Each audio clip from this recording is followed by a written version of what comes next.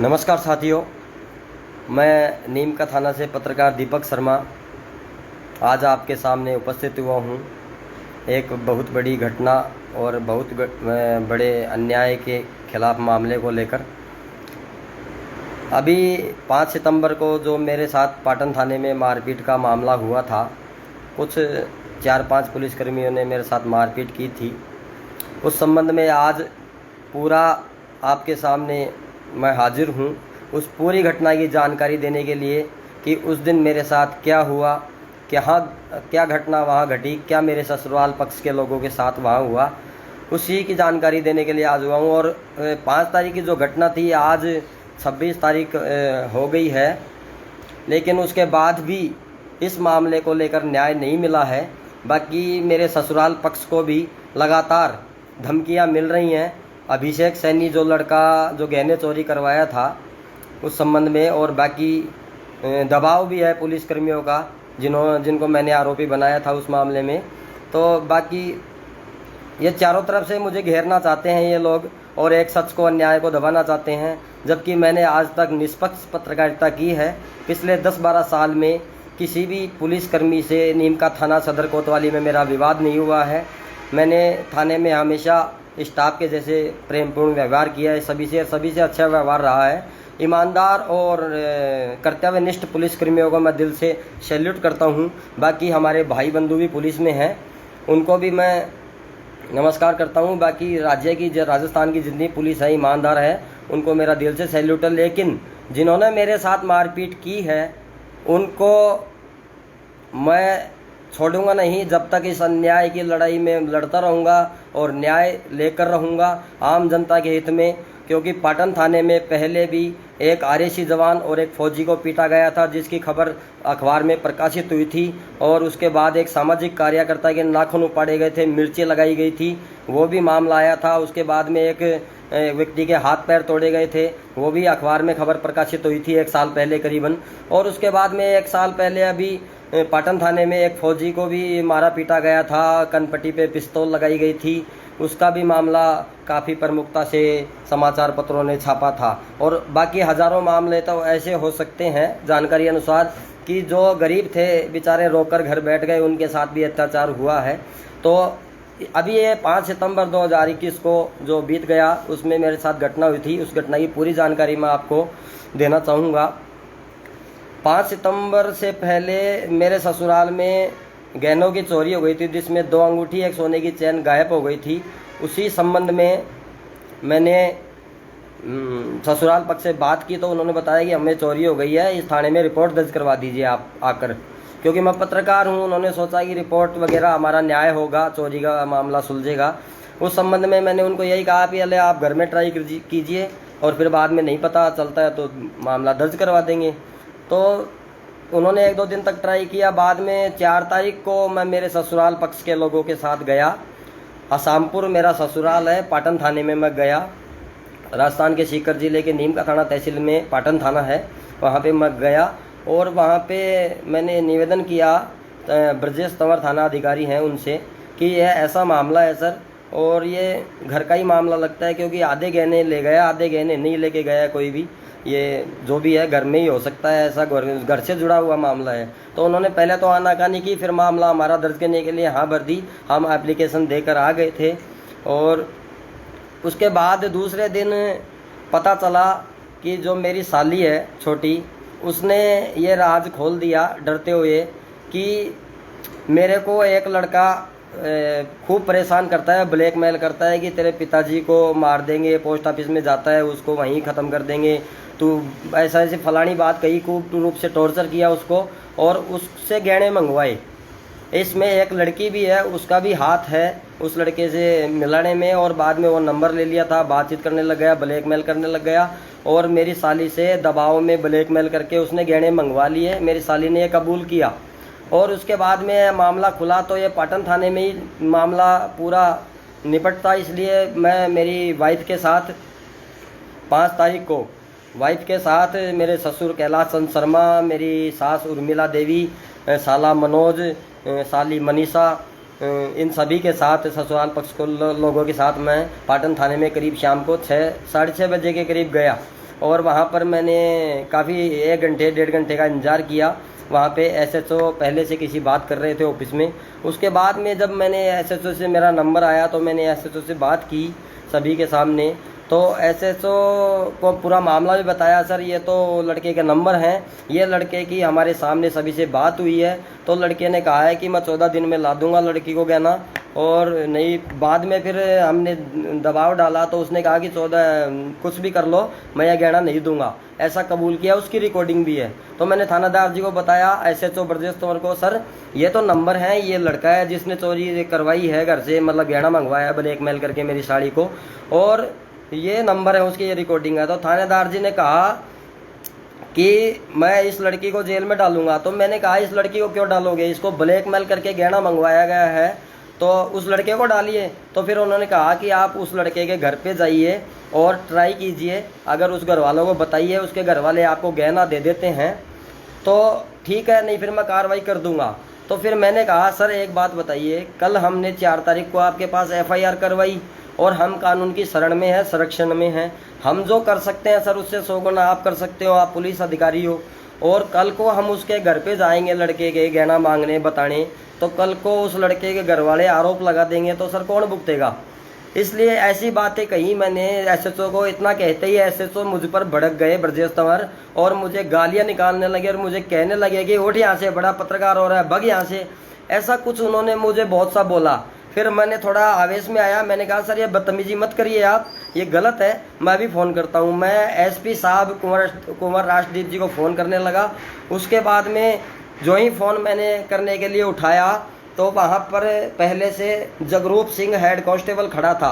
उसने मेरे यहाँ से गले में से पकड़ा, जो ये निशान भी है, और गले में से पकड़ के बाहर ले गया चौक में सीढ़ियों के नीचे एक पेड़ था, वहाँ मेरे नीचे नड़ों में मारने लग गया गोडे से।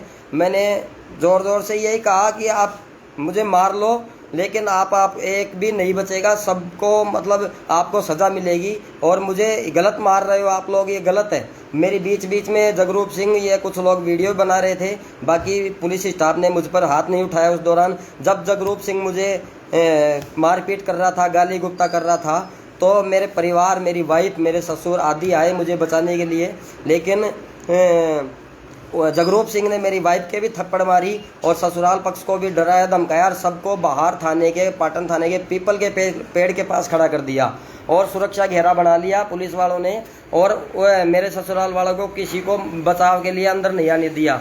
फिर मुझे सामने एक कमरे में ले गए, वहाँ कमरे में मेरी टोपी थी पहले, वो चोटी दिख गई। उस चोटी को पकड़ ये जो चोटी है मेरी, इसको पकड़ के ज़ोर ज़ोर से जगरूप खींचने लग गया, और धार्मिक भावनाओं को हाथ करते हुए कहने लगा कि तेरी ये चोटी उपाड़ के आज तेरी पंटाई निकालूंगा, ये यहाँ पे इसको चढ़ा के आऊँगा।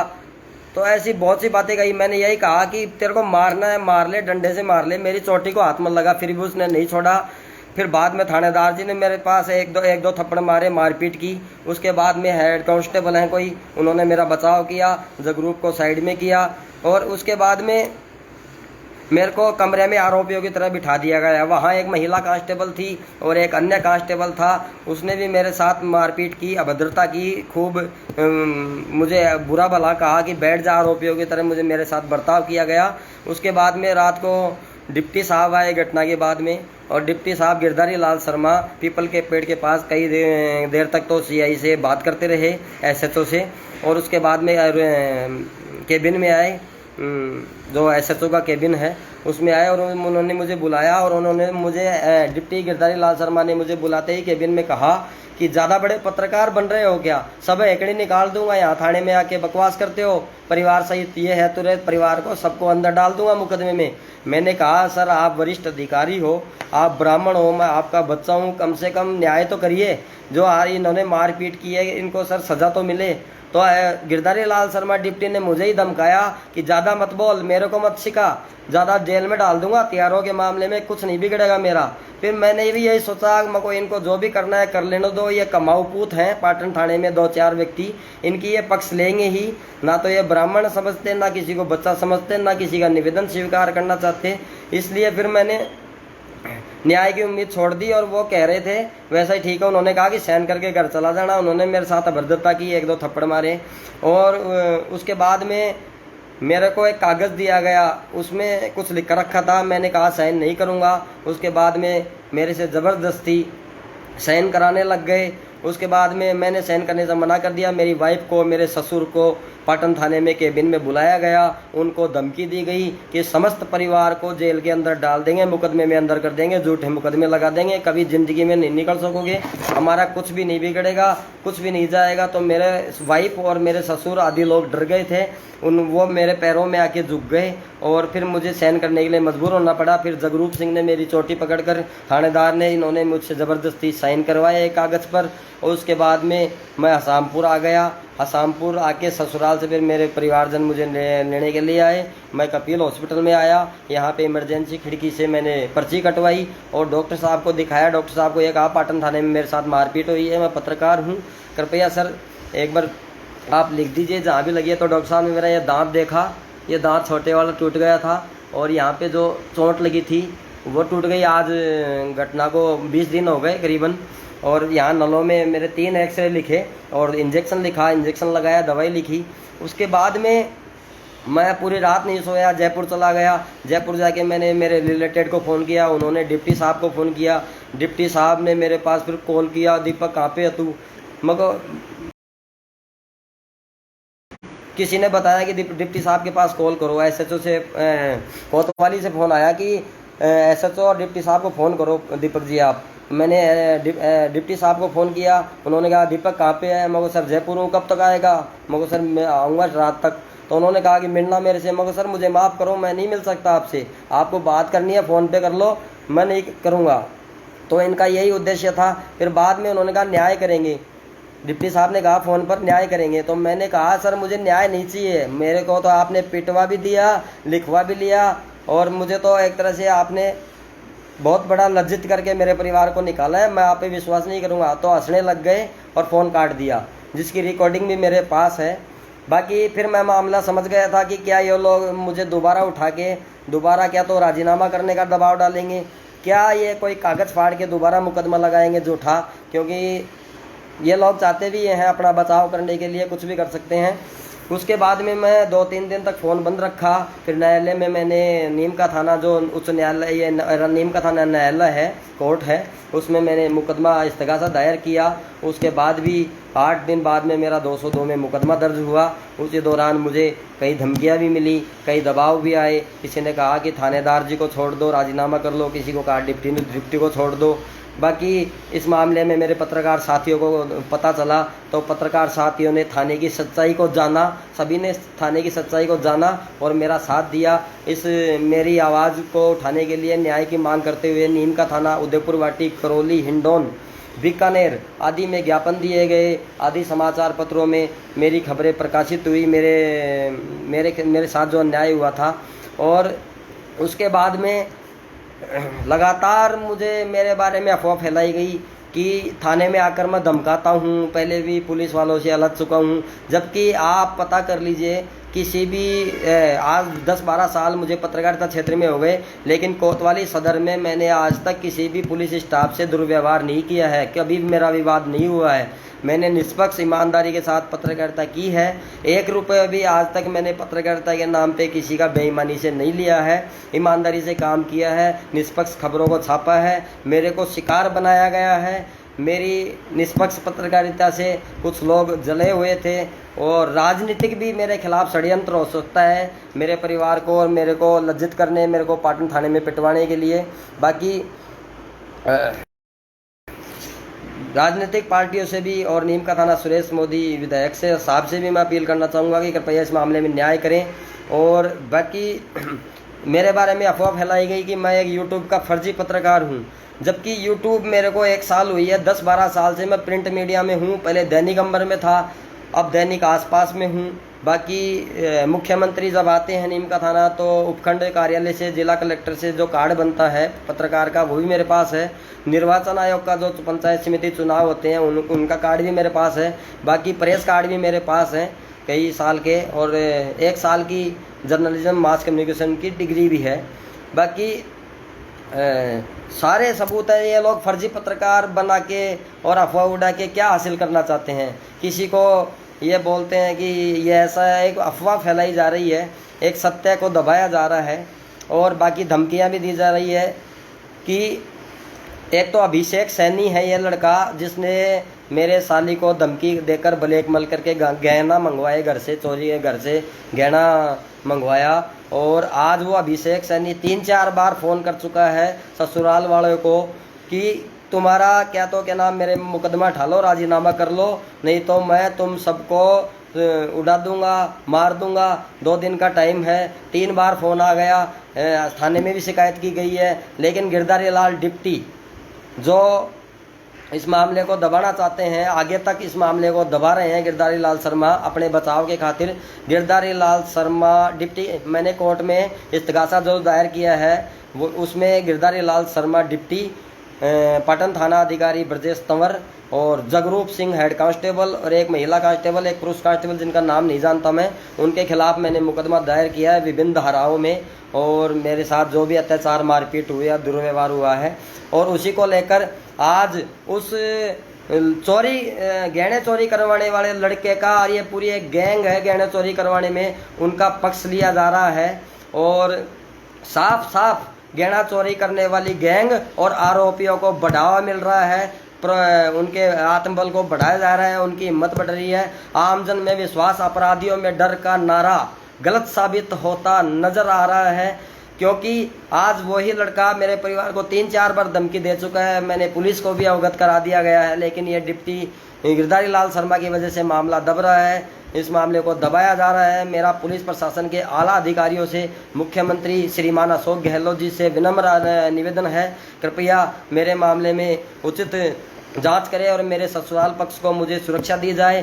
पाटन थाने से भी मेरे ऊपर दबाव डाला जा रहा है, जिनको मैंने आरोपी बनाया है मेरे मारपीट के मामले में, कि क्या तो राजीनामा कर लो, नहीं तो पूरे परिवार को सुलटा देंगे, झूठे मुकदमे दर्ज कर देंगे, तुम बच नहीं सकोगे। किसी भी प्रकार का मुकदमा हमें करना आता है, तो अब मैं कहाँ जाऊँ?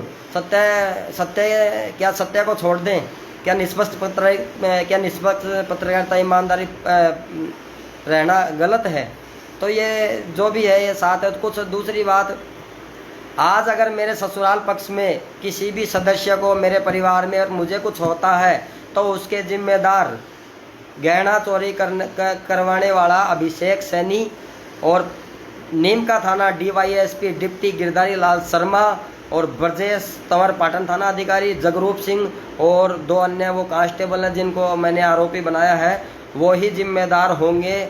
अगर कुछ भी होता है, जान की, माल की हानि, झूठा मुकदमा, तो इसके लिए ये 500 और वो अभिषेक सैनी जिम्मेदार होंगे। और कुछ भी होता है उसके जिम्मेदार है। काफ़ी मेरे ससुराल के डरे हुए हैं, अगर उनको कुछ हो गया तो उसके जिम्मेदार ये 500 पुलिस के स्टाफ होंगे। और वो अभिषेक सैनी जिसने ये चोरी करवाया गया ना, आज खुला, आज इतने दिन आपके सामने इसलिए नहीं आ सका मैं, क्योंकि मैं न्यायालय की शरण में था, इसलिए मैं आपके सामने नहीं आ सका। बाकी फिर SP महोदय कुंवर राष्ट्रदीप जी की तरफ से जांच चल रही है मेरे मामले की। एडिशनल SP साहब हैं रतनलाल जी भार्गव, उनके कार्यालय में, तो हमारे समस्त ससुराल पक्ष के हमारे बयान भी हो चुके हैं।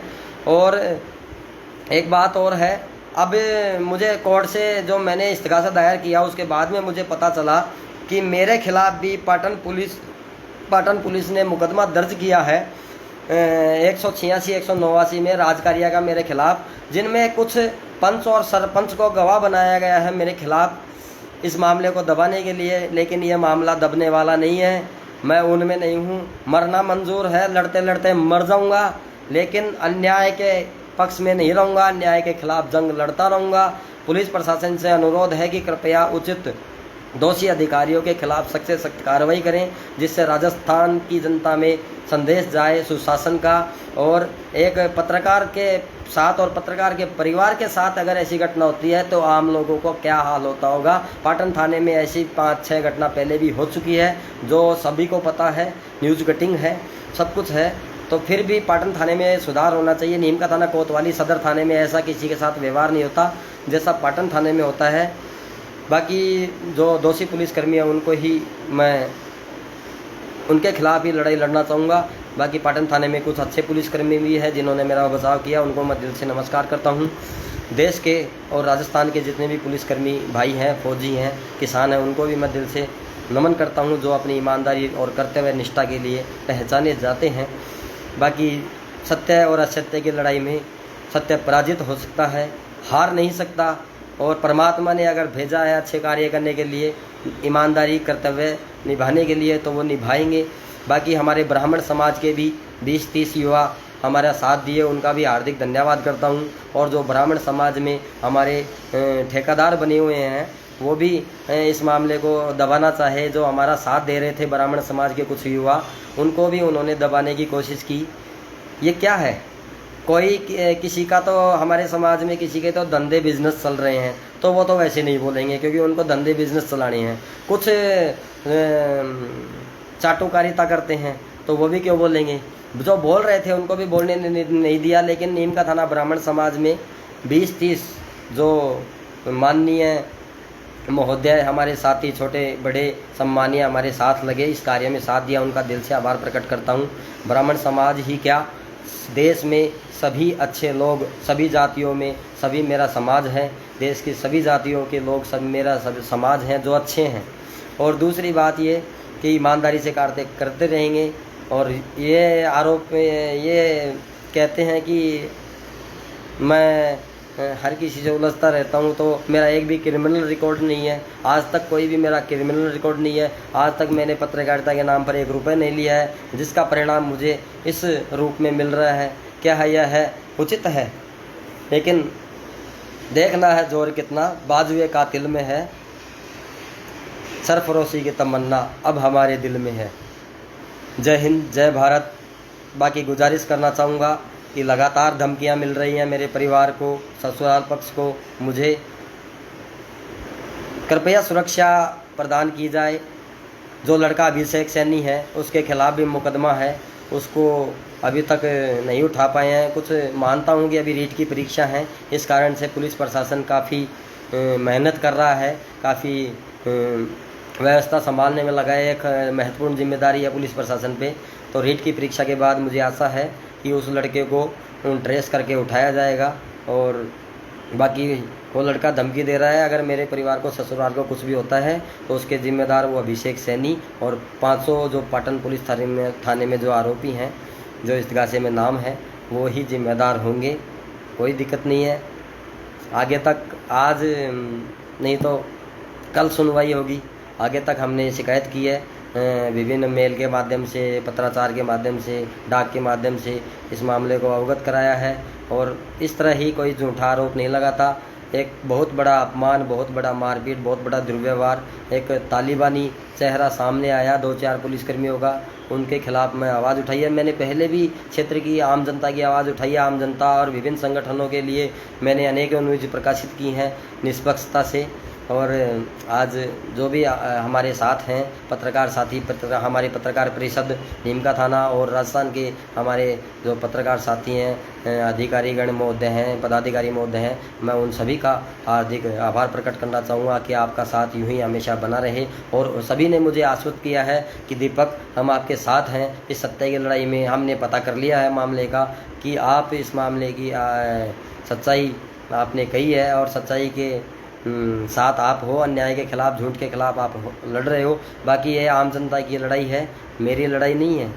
आम जनता का भला हो। आज मैं बुरा बन जाऊंगा, आज मैंने ये लड़ाई लड़कर बुरा बन सकता हूँ उस 2-4 पुलिसकर्मी अधिकारी नज़र में, लेकिन सभी का भला होगा।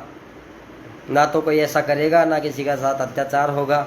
तो मेरी वजह से अगर किसी का भला होता है, किसी के साथ पाटन थाने में भविष्य में कभी अत्याचार नहीं होता है, तो मैं इस मामले को उचित समझूंगा। और जो पंच सरपंच मेरे खिलाफ गवाही दे रहे हैं वो भी पाटन थाने से निजी फ़ायदे के लिए जुड़े हुए हैं, कोई दिक्कत नहीं है, उनको गवाही देने दो, वो स्वतंत्र हैं, वो दे सकते हैं जो जिसकी जैसी इच्छा। बाकी सत्य की जीत होगी। बड़े बड़े राजा महाराजा इस संसार में आए हैं, गए हैं। बाकी परमात्मा ऊपर वाले की लाठी में आवाज़ नहीं होती, और जब ऊपर वाले की लाठी चलती है तो अच्छे अच्छे पहचान वाले, अच्छे अच्छे लाखों लोगों से जुड़े रहने वाले भी लोग जेल में जाते हैं। तो इसी हिम्मत मर्दा, मदद खुदा, परमात्मा माँ भगवती जगदम्बा सदगुरु और समस्त देवता रूपी इस संसार में जो हमारे साथी हैं वो साथ लग रहे हैं, उन सभी का हार्दिक आभार प्रकट करता हूँ। पाटन थाने में जो मारपीट दुर्व्यवहार हुआ उसके खिलाफ जंग और लड़ाई जारी रहेगी निर्भयता से। मरना मंजूर है, लड़कर मरेंगे, झुककर नहीं मरेंगे। देखते हैं होता क्या है। बाकी निवेदन यही है कि सभी इस मामले में मेरे साथ आएँ, मेरी आवाज़ को उठाएं। मैं अकेला तो नहीं हूँ, 50 लोग साथ हैं, लेकिन 5 लाख लोग मेरे साथ आएँ, 10 लाख लोग आएँ, आपकी इच्छा है। ना आए आपकी इच्छा है, जो मेरे साथ आए उनका भी भला हो, जो ना आए उनका भी भला हो। बाकी सत्य कम है लेकिन कमज़ोर नहीं है। आज साथ देने वाले हैं, उनकी मेहरबानी है कि ये लड़ाई मैं आगे तक लड़ूंगा, चाहे कहीं भी जाना पड़े। और झूठे मुकदमे अगर लगाएंगे तो उनका भी जवाब देंगे, आम जनता भी जवाब देगी। लेकिन एक पत्रकार को, एक ईमानदारी को, एक निष्पक्षता को दबाया जा रहा है, तो क्या यह गलत है? आप किसी से भी मेरा पता करें, मैंने 1 रुपये भी पत्रकारिता के नाम पे आज तक किसी से नहीं लिया है 10-12 साल में, और उसी की सज़ा आज मुझे मिल रही है। मैंने निर्भयता से, निष्पक्षता से जो खबरें छापी हैं, आज उसी का परिणाम मुझे थाने में पिटवा कर मिल रहा है। तो ये कहाँ तक उचित है? लेकिन हज़ारों पिट गए थाने में, लेकिन मैं पिटकर भी आवाज़ उठाऊंगा। इसमें मैंने कोई गलत कार्य नहीं किया। एक सच्चे मामले में गया था, मेरे ससुराल के साथ गया था, और न्याय की आवाज़ उठाऊंगा, जिससे भविष्य में पाटन थाने में किसी के साथ ऐसा न हो। गलत के खिलाफ हूँ, सही के पक्ष में हूँ, और सभी अच्छे लोगों को, समाज सेवियों को, सभी को मेरा धन्यवाद। ब्राह्मण समाज में जिन लोगों ने मेरा साथ दिया उनका भी हार्दिक आभार प्रकट करता हूँ। सभी समाज ने मेरा साथ दिया है आज इस सत्य की लड़ाई में, अन्याय के खिलाफ लड़ाई में, उनका भी मैं दिल से आभार प्रकट करता हूँ, नमस्कार करता हूँ, प्रणाम करता हूँ। आप ही शक्ति हो, आप ही ताकत हो सत्य की दे। और इन्होंने दबाने का भी प्रयास किया है, जो भी मेरा साथ दे रहे थे उनको फ़ोन करके भी, ये लोग उच्च अधिकारी हैं जो आरोपी हैं, उन्होंने दबाने का प्रयास किया है।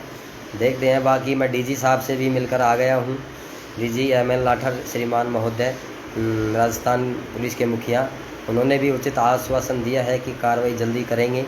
बाकी सभी के पास मैंने लिखित में शिकायत भेजी है। मेरा यही मांग है कि दोषी हैं उनके खिलाफ कार्रवाई की जाए, जांच की जाए। और ब्राह्मण समाज से भी यही मांग है कि मामले की जांच करवाइए कि मैं गलत हूँ या सही हूँ। जांच करवाने का तो अधिकार है ही ना। और बाकी पुलिस के अधिकारी बचने के लिए अनेक प्रयास करेंगे, लेकिन सत्य है। जिन्होंने पता किया है पाटन थाने में उस दिन की वारदात का, तभी मेरा साथ अनेक लोगों ने दिया है। जय हिंद, जय भारत। सत्य की लड़ाई, अन्याय, सत्य की लड़ाई, झूठ के खिलाफ, अन्याय के खिलाफ यह लड़ाई सत्य की ओर से जारी रहेगी। लड़ाई मेरी नहीं, सभी आम जनता की है। मैं आगे लड़ता रहूँगा। जय हिंद, जय भारत, नमस्कार, प्रणाम।